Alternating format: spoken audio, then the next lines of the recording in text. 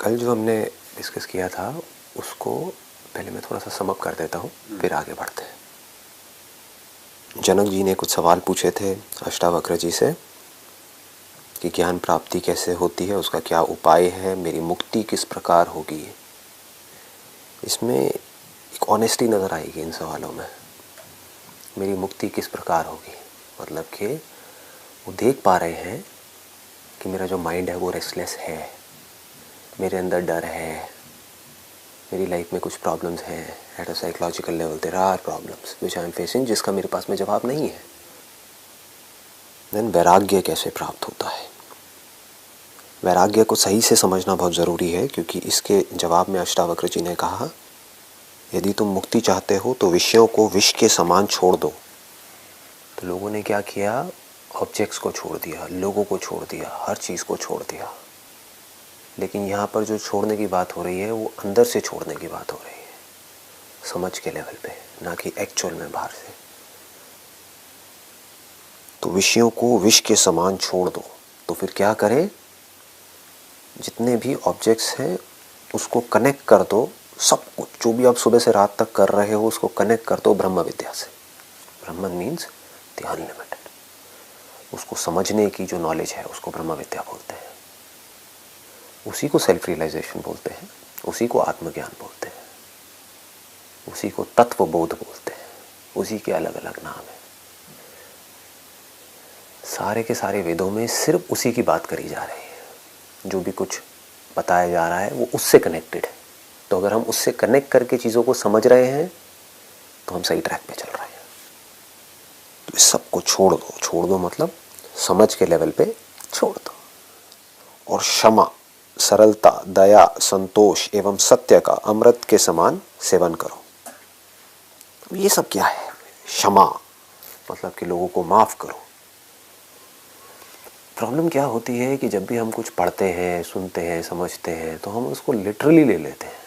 हम कहते हैं अच्छा इस बुक में लिखा है तो मुझे यही करना है।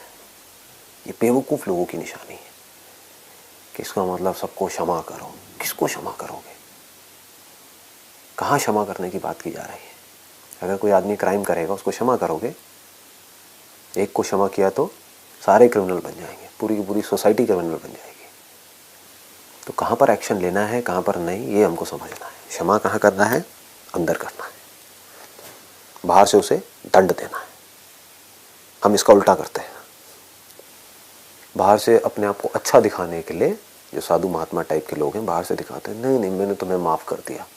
लोग भी साधु महात्मा ही क्या, और लोग भी मन ही मन उसके बारे में उल्टा सोच रहे हैं सामने वाले के बारे में, और मुंह पर हंस करके उससे बात कर रहे हैं। दिखावा। मन ही मन उससे जल रहे हैं, उसका बुरा चाह रहे हैं, लेकिन बाहर से उसे ऐसे दिखा रहे हैं कि हमसे अच्छा दोस्त तुम्हारा और कोई है ही नहीं, हमसे अच्छा रिश्तेदार तुम्हारा और कोई है ही नहीं, तुम हमारे सबसे खास हो। ये करप्ट लोग हैं। करप्ट लोगों के लिए ये सब नहीं है ये जो अभी हो रहा है यहाँ पर। क्षमा मतलब क्या? अंदर से बिल्कुल खाली, किसी के लिए कोई नफरत नहीं, कोई किसी से गिला शिकवा नहीं, कुछ नहीं। उसका जो नेचर है वो कर रहा है, मेरा जो नेचर है मैं कर रहा हूँ। वो अगर कुछ ऐसा करेगा जो सबके लिए खतरा होगा या आगे जा कर के एक बड़ी प्रॉब्लम क्रिएट होने वाली है, तो I have to take action no matter what. तो बाहर से मुझे बहुत ही स्ट्रांग रहना होगा, अंदर से बिल्कुल मोम की तरह पिघले हुए, अंदर से कुछ भी नहीं है। गिला शिकवा रखने से क्या होगा? अब ये ब्रह्म विद्या से कैसे कनेक्टेड है?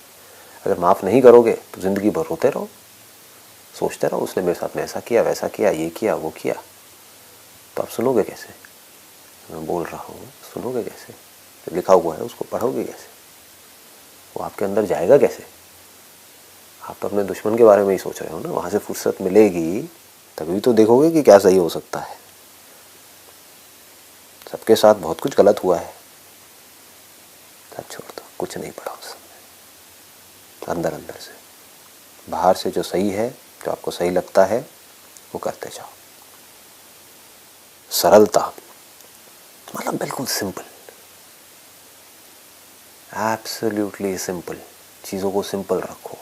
Do not complicate things in your mind. चीज़ों को सिंपल रखो, जो चीज़ जैसी है उसको वैसी देखो। हम अपने माइंड में बहुत तरह की कॉम्प्लेक्सिटीज क्रिएट कर देते हैं, फिर खुद ही उसमें जा कर के फंस जाते हैं। गुस्सा आ रहा होता है लेकिन बोलते हैं कि नहीं मुझे गुस्सा नहीं आ रहा है, मुझे गुस्सा नहीं आ सकता है, मैं तो बहुत स्पिरिचुअल हूँ, मुझे गुस्सा नहीं आना चाहिए। ये हम क्या कर रहे हैं, चीज़ों को कॉम्प्लिकेट कर रहे हैं। गुस्सा आ रहा है, ठीक है आ रहा है, इसका मतलब क्या है, इस बॉडी माइंड के अंदर कोई कमी है? हाँ है, सिंपल हो गया ना। हम क्या करेंगे, नहीं नहीं इसमें कैसे कमी हो सकती है, ये बंदा तो एनलाइटेंड है, ये बंदा तो इतने टाइम से स्पिरिचुअल पता नहीं क्या क्या सुन रहा है, इसे गुस्सा कैसे आ सकता है? क्यों, ये औरों से अलग है क्या? इसकी बॉडी औरों से अलग है क्या? इस पर अगर कोई जलता हुआ लोहे का कुछ आप लगाओगे इसके हाथ पे तो जलेगा नहीं क्या? ये अगर आसमान से गिरेगा तो नीचे नहीं आएगा? क्या लगे, इसके सामने कुछ ऐसा होगा जो इसको पसंद नहीं है तो क्या इसको गुस्सा नहीं आएगा? आएगा ना। तो जब आप इस तरीके से देखते हो तो चीज़ें सिंप्लीफाइड हो जाती है। अब you are not unnecessarily complicating things. गुस्सा मेरा पार्ट है, इस बॉडी माइंड का पार्ट है। ये सिर्फ इंसानों में नहीं, जानवरों में भी है। जानवरों के बच्चों को आप अटैक करोगे तो उनको गुस्सा आएगा, उनकी हार्ट बीट तेज़ होगी, वो आपके ऊपर पलट करके अटैक करेंगे, आना भी चाहिए। गलत क्या है? ये थोड़ी बैठ करके तमाशा देखो। तो ये होता है सिंपल रखना चीज़ों को। यहाँ पर कोई कॉम्प्लिकेशन है ही नहीं। गुस्सा भी मेरा पार्ट है, मेरे अंदर जितनी बुराइयां हैं वो भी मेरा पार्ट है, रहती है, रहने दो। उसमें से कुछ जाती है, जाने दो। तो आप सिंपल हो गए, सरल हो गए। Otherwise you are always struggling. मेरे अंदर वायलेंस है लेकिन वायलेंस नहीं होना चाहिए, लड़ते रहो। उस वायलेंस के आने से और वायलेंस अंदर क्रिएट होगा। गुस्सा आता है ये प्रॉब्लम नहीं है, मेरे अंदर गुस्सा आया और मैं एक बहुत अच्छा इंसान हूँ, मुझे गुस्सा नहीं आना चाहिए, ये प्रॉब्लम है। यहाँ से साइकिल क्रिएट हो रही है ऑफ एक्शन एंड रिएक्शन। गुस्सा आया और चला गया, कोई प्रॉब्लम नहीं है। गुस्सा नहीं आना चाहिए, इस बात पे मुझे गुस्सा आ रहा है, ये गुस्से को एग्रावेट कर रहा है। अब जो गुस्से का कॉज है मैं उसको नहीं देख रहा, अब मुझे इस बात पे गुस्सा आ रहा है कि मुझे गुस्सा क्यों आया। मुझे गुस्सा नहीं आना चाहिए, वो कभी हो नहीं सकता, क्योंकि जिस वजह से गुस्सा आया वो कॉज वहीं का वहीं पड़ा है, उसको मैं नहीं देख रहा हूँ। मुझे और गुस्सा आ रहा है, क्यों आ रहा है, नहीं आना चाहिए, अब इसकी वजह से और गुस्सा आ रहा है, साइकिल घूम रही है पूरी की पूरी और ये बढ़ती ही चली जा रही है। Be simple, be straightforward, मतलब कि ढोंग नहीं करना है। क्षमा, सरलता, दया। ये दया क्या है?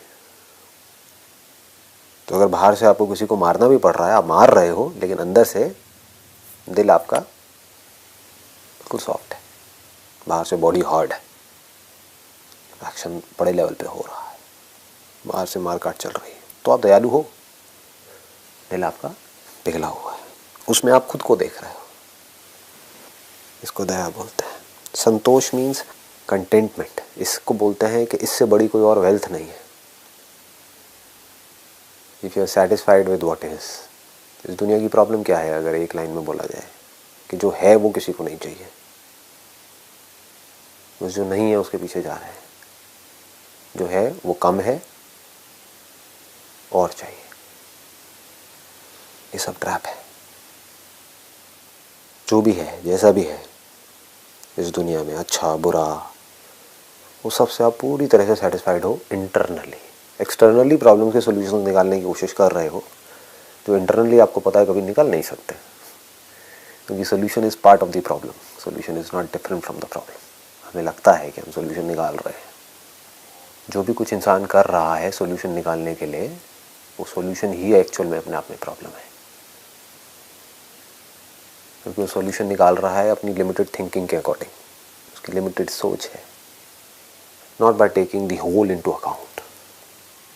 Just looks at a part and tries to find out a solution from his own point of view. और कैसे निकालेगा? जो मेरे लिए सही है, उसके हिसाब से मैं सोल्यूशन निकाल रहा हूँ, तो उसका औरों के ऊपर गलत असर होगा, वहाँ से एक रिएक्शन शुरू होगा, पूरा का पूरा जो स्ट्रक्चर है वो कॉम्प्लिकेटेड हो जाएगा। यही हो रहा है। तो इंटरनली आप पूरी तरह से सेटिस्फाइड हो सबसे, कुछ भी हो रहा है फर्क नहीं पड़ता, पार्ट ऑफ लाइफ है। चाहे इस नेचर में कुछ सही गलत हो रहा है, चाहे जो इंसान कर रहा है उसमें कुछ सही गलत हो रहा है, पार्ट ऑफ लाइफ है। संतोष एवं सत्य का अमृत के समान सेवन करो। सत्य का मतलब कि सत्य बोलना है, सच बोलना है। ये बड़ा आउट ऑफ फैशन है आजकल ये जो वर्ड है ना, सत्य बोलना है। ये लोग बोलते भी हैं तो बस ऊपर ऊपर से बोलने के लिए बोलते हैं। What is truth? What is truth? जो हमें सच लग रहा है वो सच है, या जो सच है वो सच है? जो लग रहा है वो सच है, या जो है वो सच है?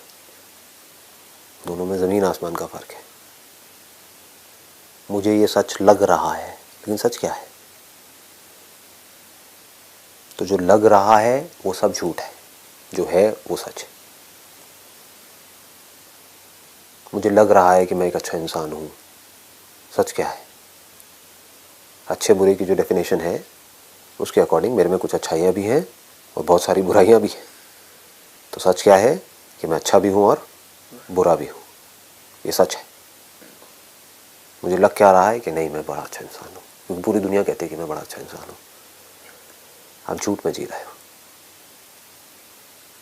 तो सच जो है उसको एज इट इज़ देखना, वो सच है। जो है उसको बिना किसी बायस के देखना, वो सच है।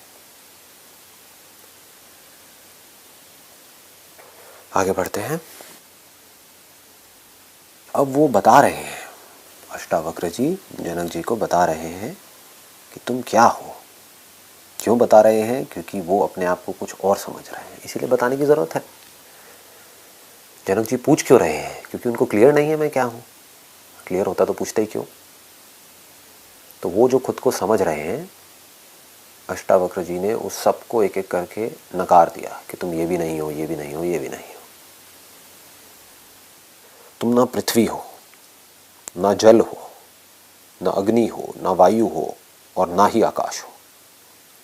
मुक्ति के लिए तुम अपने आप को इन सब का चित्त स्वरूप साक्षी समझो। मतलब तुम ना पृथ्वी हो। क्या हमारी बॉडी पृथ्वी की नहीं बनी है? हाँ, तो इसका मतलब क्या है, इम्प्लाइड क्या है? तुम बॉडी नहीं हो, जल नहीं हो, ये बॉडी जल की बनी है। अगेन तुम बॉडी नहीं हो, क्योंकि घूम फिर के जो आइडेंटिफिकेशन आती है वो हमारी इस बॉडी के साथ में ही आती है। यही बंधन है। हम अपने आप को ये बोल रहे हैं, यही तो प्रॉब्लम है। अगर हम अपने आप को नेचर बोलते हैं तो वहाँ पर कोई प्रॉब्लम ही नहीं है। फिर तो नेचर में जो कुछ भी है वो सब मैं हूँ। हम नेचर नहीं बोलते अपने आप को, हम अपने आप को एक क्रिएशन नहीं बोलते हैं, हम अपने आप को एक बॉडी बोलते हैं। तो वो क्या कह रहे हैं, एक एक करके, ना जल हो, ना अग्नि हो, ना वायु हो, और ना ही आकाश हो। सब कुछ ही छूट गया, क्या बचा? कुछ भी नहीं। इसके बाहर और क्या है?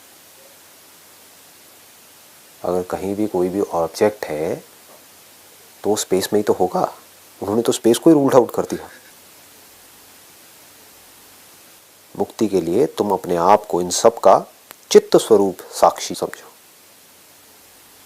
चित्त स्वरूप साक्षी, what do we mean by चित्त स्वरूप? स्वरूप मतलब स्वयं का रूप, दैट मीन्स स्वरूप। इसको बोलते हैं, दो तरह की दृष्टि होती है इसमें। एक होती है अध्यारोप दृष्टि, एक होती है स्वरूप दृष्टि।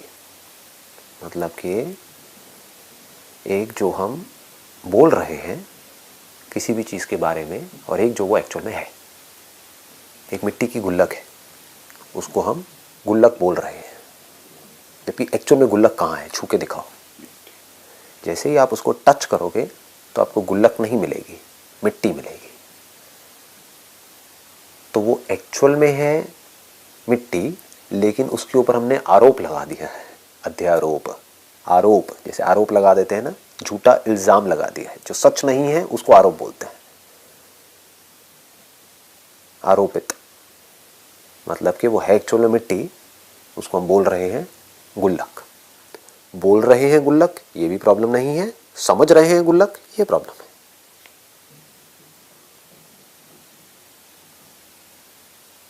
ट्रांजैक्शन के लिए हम बोल रहे हैं कि गुल्लक है, हाँ क्या दिक्कत है, इसकी जो फॉर्म है वो गुल्लक है। तो तुम अपने आप को इन सब का चित्त स्वरूप साक्षी समझो। व्हाट इज चित्त? स्वरूप का मतलब तो हमको समझ आता है। चित्त स्वरूप मतलब ये सब जो कुछ भी है, पृथ्वी है, जल है, अग्नि है, वायु है, आकाश है, और इस सब में जो कुछ भी है वो सब का जो स्वरूप है। जैसे अगर ये सब एक घड़े के जैसा है तो उस घड़े का स्वरूप क्या है? मिट्टी है। इन सब का चित्त स्वरूप साक्षी समझो। चित्त स्वरूप मतलब चित्त मीन्स कॉन्शियसनेस, अवेयरनेस, लाइफ। मतलब वो क्या कह रहे हैं, इस सब का जो स्वरूप है, धरती का भी, जल का भी, अग्नि का भी, वायु का भी, आकाश का भी, मतलब कि वो जो एक्चुअल में है। धरती का एक्चुअल स्वरूप क्या है अगर वायु नहीं है तो? अगर एक लेवल तक हम जाए तो वायु का स्वरूप एक्चुअल में क्या है अगर आकाश नहीं है तो उसका भी जो एक्चुअल में जो स्वरूप है, जो आकाश एक्चुअल में है, वो नहीं जो दिख रहा है स्पेस, क्योंकि ये तो कम ज़्यादा दिखता है इंस्ट्रूमेंट्स के अकॉर्डिंग। कभी स्पेस कम दिखता है, कभी ज़्यादा दिखता है, दिस इज रिलेटिव। जो एक्चुअल में इसका जो स्वरूप है दैट इज चित्त, मतलब कि कॉन्शियसनेस।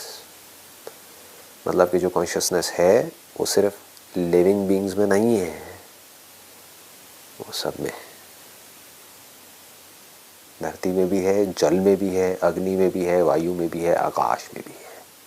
ऐसा कुछ नहीं है इस पूरी क्रिएशन में जिसमें लाइफ ना हो, क्योंकि इस सब का स्वरूप क्या है? स्वरूप मतलब इसको अगर सटलेस्ट वे में देखोगे तो वो क्या है? That is consciousness, that is life. तो इस सब में लाइफ है। कहीं ये लाइफ मैनिफेस्ट हो जाती है कंडीशंस की वजह से, कहीं नहीं होती। जहाँ हो जाती है उसको हम लिविंग बोल देते हैं, जहाँ भी नहीं हुई है उसको हम नॉन लिविंग बोल देते हैं। इन सब का चित्त स्वरूप साक्षी समझो। What does Sakshi means? Sakshi does not mean मियर observation, जो लोग समझते हैं कि मैं देख रहा हूँ ये साक्षी है ना जी। साक्षी मीन्स वो जो विटनेस है। विटनेस मतलब कौन? वो जो सिर्फ होता है, कुछ करता नहीं है, वो सिर्फ होता है। जैसे कि इस रूम में जो कुछ भी हो रहा है उसका विटनेस कौन है? स्पेस है। रूम बन गया, मिट गया, उसमें से चेयर्स आ गई, चली गई, चेयर को हमने तोड़ दिया, जोड़ दिया, व्हाटएवर इट इज, स्पेस के ऊपर उस सबका क्या असर हो रहा है? तो स्पेस कौन है? साक्षी। इस बिल्डिंग के बनने से पहले भी यहाँ पर स्पेस था, अभी भी स्पेस है, बाद में भी स्पेस रहेगा। तो स्पेस क्या हुआ इस कॉन्टेक्स्ट में? साक्षी हुआ। आपने आँख खोली, आपको स्पेस दिखने लग गया। आँख बंद करी, स्पेस दिखना बंद हो गया।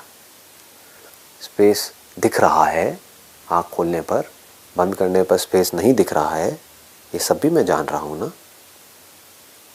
तो स्पेस के दिखने से जो दिखना बंद नहीं होता, और स्पेस के ना दिखने से भी जो दिखना बंद नहीं होता,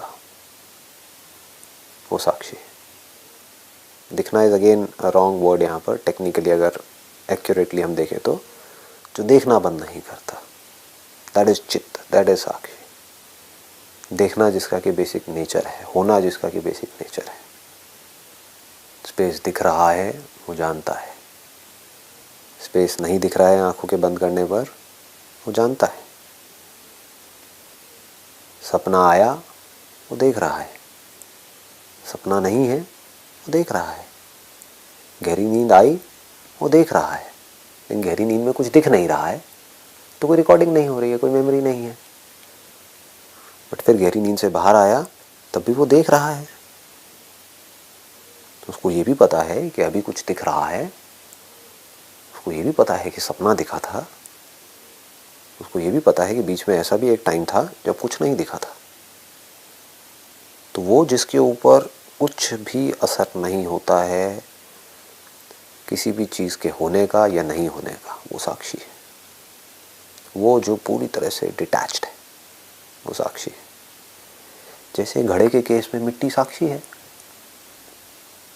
मिट्टी ने घड़े के ना होने को भी देखा, घड़े के होने को भी देखा, घड़े के मिटने को भी देखा, लेकिन मिट्टी खुद नहीं मिटी, तो वो साक्षी है। Consciousness is always untouched. सुख दुख किसको होता है? थॉट को होता है, कॉन्शियसनेस को नहीं होता है, लाइफ को नहीं होता है। क्योंकि लाइफ को कोई फर्क नहीं पड़ता है कि मैं एक बीज में हूं या एक स्प्राउट में हूं, या उस स्प्राउट को किसी ने खा लिया, अब किसी बॉडी में हूं, उस बॉडी में से निकाल दिया उस स्प्राउट को, अब वो फिर मिट्टी में मिल गया, अब मैं मिट्टी में हूं। मिट्टी को लेकर के कुछ प्लांट्स बन गए, मैं प्लांट्स में हूं। लाइफ को कोई फर्क नहीं पड़ता है। तो वो साक्षी है जो कि सब कुछ देखता रहता है। आज ये क्रिएशन है, कल नहीं होगी। आज ये प्लैनेट है, कल नहीं होगा। तो ये सब कुछ चला जाएगा, मिट जाएगा। बस जिस मटेरियल का ये सब बना है वो नहीं मिट सकता, क्योंकि अगर वो मिट जाता तो कुछ होता ही नहीं। ये जो पूरी की पूरी क्रिएशन है, अगर इसका कोई मटेरियल नहीं होता, कोई सब्सटेंस नहीं होता, तो ये क्रिएशन भी नहीं होती। कुछ नहीं में से कुछ कैसे आ सकता है? इम्पॉसिबल जी। कुछ ना कुछ तो है ना। तो ऊपर ऊपर से चीज़ें बनती रहती हैं, मिटती रहती हैं, लेकिन जो मटेरियल है वो नहीं मिटता। अब तो अगर ये मटेरियल मुझसे अलग होता तो मुझे क्या फ़र्क पड़ता है? मुझे इस ब्रह्म विद्या का क्या करना है? ये सब बेकार है मेरे लिए। अगर वो मटेरियल मेरे से अलग होता, यानी कि मैं उस मटेरियल को यूज़ करने वाला हूँ, उससे मैं फॉर्म्स बनाऊँ और उसको यूज़ करूँ और मज़े मारूँ, तो मेरे लिए ये पूरी की पूरी नॉलेज बेकार है, अष्टावक्र गीता बेकार है, सब कुछ बेकार है। लेकिन अगर वो मटेरियल मैं ही हूँ तो दैट चेंजेस एवरीथिंग। इससे क्या होता है? जब हमको ये बात समझ आ जाती है तो जो थॉट की लिमिटेशंस हैं वो टूट जाती है। अभी आपका जो थॉट है वो सिर्फ आपकी बॉडी तक है, और इस बॉडी से जो कुछ जुड़ा हुआ है सिर्फ वहाँ तक है। जैसे ही आपका ध्यान इस बॉडी से हट करके इस बॉडी का जो मटेरियल कॉज है वहाँ पर चला गया, इस यूनिवर्स का जो मटेरियल कॉज है वहाँ पर चला गया, जो आपकी कॉन्शियसनेस है उसका जो मटेरियल कॉज है वहाँ पर चला गया, तो आपका थॉट फट जाता है। अब थॉट के लिए कोई जगह नहीं है, थॉट की कोई ज़रूरत नहीं है। ऊपर ऊपर से काम करने के लिए है, बट लिमिटेशन सारी खत्म हो गई। बस इतनी सी बारीक सी चीज़ है जो हमको समझना है। यहाँ पर क्या कहा जा रहा है, ये नहीं कि तुम ये कोई और है उसको तुम भगवान समझो। ये कहा होता तो फिर इसमें कोई ख़ास इंटरेस्टिंग नहीं है, and this kind of boring. तो भगवान है, अच्छा अब मैं क्या करूँ भगवान का? तुम अच्छे कर्म करोगे वो तुमको स्वर्ग में डालेगा, बुरे करोगे नरक में डालेगा। ये नहीं कहा जा रहा है। तुम ना पृथ्वी हो, ना जल हो, ना अग्नि हो, ना वायु हो और ना आकाश ही हो। मुक्ति के लिए तुम अपने आप को इन सबका चित्त स्वरूप साक्षी समझो। मतलब इन सब का जो स्वरूप है वो तुम हो। तो अगर स्वरूप तुम हो तो पृथ्वी भी तुम हो, जल भी तुम हो, अग्नि भी तुम हो, वायु भी तुम हो, आकाश भी तुम हो। लेकिन अभी सीधा नहीं बोला जा रहा है ये बात, लेकिन इंप्लाइड यही है। सिर्फ आपकी लिमिटेशन को तोड़ने के लिए इसकी बात करी जा रही है, क्योंकि इतना ऊपर तक हम सोच नहीं सकते।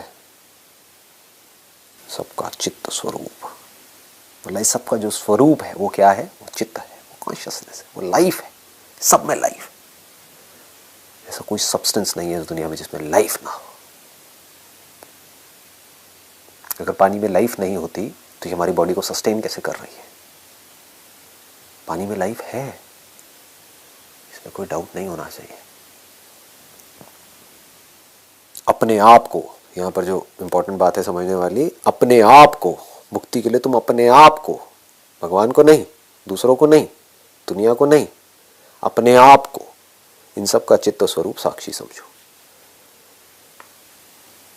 मतलब मैं अनटच्ड हूं by whatever is going on. This liberate you from all suffering at the level of your thought.